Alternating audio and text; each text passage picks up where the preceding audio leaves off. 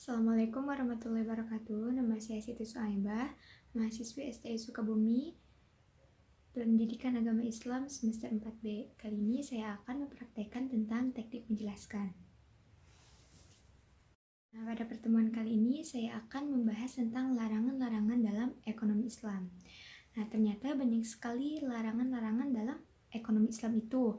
Nah, di antaranya itu ada 5 larangan. Yang pertama yaitu riba, yang kedua gharar, yang ketiga maisir, yang keempat haram, dan yang kelima adalah ghalim. Nah, pada pertemuan kali ini saya akan menjelaskan tentang riba.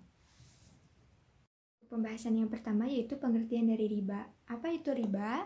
Riba itu menurut etimologi atau secara bahasa berarti pertumbuhan, naik atau membengkak, bertambah dan berkembang.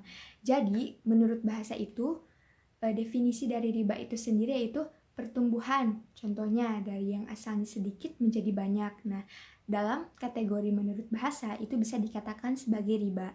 Nah, sementara pengertian riba sendiri menurut terminologi atau secara istilah, riba dapat diartikan sebagai pengambilan tambahan dari harta pokok secara batil sehingga hukumnya diharamkan. Jadi, kenapa riba hukumnya diharamkan? Karena pengambilan harta pokok atau pengambilan tambahan dari harta pokok tersebut diambilnya itu secara batil. Oke, untuk selanjutnya yaitu tentang dasar hukum tentang pengharaman riba. Dasar hukum pengharaman riba itu terdapat 2 dasar hukum. Yang pertama dalam Al-Quran, yang kedua dalam As-Sunnah atau dalam hadis. Nah, dalam Al-Quran, pengharaman riba itu tertera dalam surat Al-Baqarah ayat 275 yang berbunyi A'udzubillahi minasyaitonirrajim, Bismillahirrahmanirrahim, wa ahallallahu al-bai'a wa harrama riba, yang artinya dan Allah telah menghalalkan jual beli dan mengharamkan riba. Jadi jelas ya, dalam Al-Quran itu sudah terpampang jelas bagaimana Allah menjelaskan bahwa sesungguhnya Allah itu menghalalkan jual beli, namun mengharamkan riba. Kedua itu dalam hadis, pengharaman riba dalam hadis itu ada suatu riwayat hadis yang mengatakan bahwa dari Abu Hurairah radhiyallahu anha dari Nabi Shallallahu alaihi wasallam bersabda, "Jauhilah oleh kalian 7 perkara yang dapat membinasakan." Para sahabat bertanya, "Wahai Rasulullah, apa sajakah 7 perkara tersebut?" Beliau menjawab, "Yang pertama syirik kepada Allah, sihir, membunuh jiwa yang diharamkan oleh Allah kecuali dengan jalan yang dibenarkan atau sesuai dengan syariat. Yang selanjutnya memakan riba, memakan harta anak yatim, melarikan diri dari medan pertempuran, dan menuduh zina wanita beriman yang menjaga kehormatannya." Hadis riwayat Bukhari dan Muslim. Jadi dalam hadis itu sudah terpampang jelas ya bahwa ada 7 perkara yang mana 7 perkara tersebut akan membinasakan. Salah satunya yaitu riba. Jadi setiap yang Allah perintahkan atau setiap yang Allah larang pasti itu mengandung hikmah. Dan salah satunya yaitu riba. Kenapa riba diharamkan? Karena riba diharamkan itu karena riba tersebut dapat membinasakan kita ataupun umat manusia.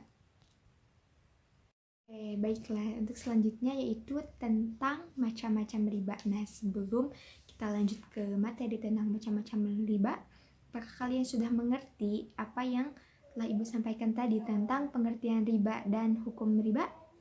Oke lah, kalau sudah mengerti, sekarang kita lanjutkan ke materi selanjutnya yaitu tentang macam-macam riba. Nah, riba itu terbagi menjadi 2 bagian. Yang pertama ada riba utang piutang, yang kedua ada riba jual beli.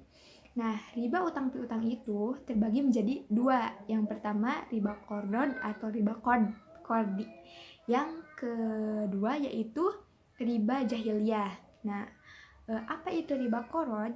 Riba qard itu yaitu suatu manfaat yang diisyaratkan terhadap yang berhutang. Untuk contoh dari riba qard atau qardi itu sendiri yaitu contohnya ketika kita meminjamkan uang senilai 10 juta dan kita itu ketika meminjamkan uang kepada seseorang, kita itu berkata, "Nanti kalau kamu mengembalikan uang yang saya pinjamkan, maka kamu harus kembalikan dengan nilai 11 juta. Nah, jadi si tambahan dari uang yang asal 10 juta menjadi 11 juta itu termasuk ke dalam riba qard atau riba qard. Nah, yang mana telah kita ketahui bahwa riba qard itu adalah suatu manfaat yang diisyaratkan terhadap yang berhutang. Jadi yang disyaratkan kepada yang berhutang. Jadi ketika ada seorang yang berhutang, kita syaratkan ketika mereka membayar hutangnya, maka mereka harus menambahkan senilai sekian-sekian. Nah, itu termasuk ke dalam riba qarad. Yang selanjutnya yaitu riba jahiliyah. Riba jahiliyah itu riba yang sama seperti zaman-zaman jahiliyah terdahulu. Jadi kalau dalam zaman modern seperti ini, ketika kita misalkan pinjam uang ke bank 10 juta, nah kita bisa bayar uang 10 juta itu tepat waktu tanpa adanya riba atau tanpa adanya tambahan. Tapi ketika kita telat atau jatuh tempo untuk membayar utang tersebut, maka akan dikenakan bunga ya. Jadi itu termasuk ke dalam riba jahiliyah. Untuk selanjutnya yaitu macam-macam riba jual beli. Nah, riba jual beli ini juga terbagi ke dalam dua kelompok atau ke dalam dua bagian. Yang pertama ada riba fadl, yang kedua ada riba nasi'ah. Apa itu riba fadl? Riba fadl adalah pertukaran antara barang sejenis dengan takaran yang berbeda. Ingat, barangnya sejenis, cuman takarannya berbeda.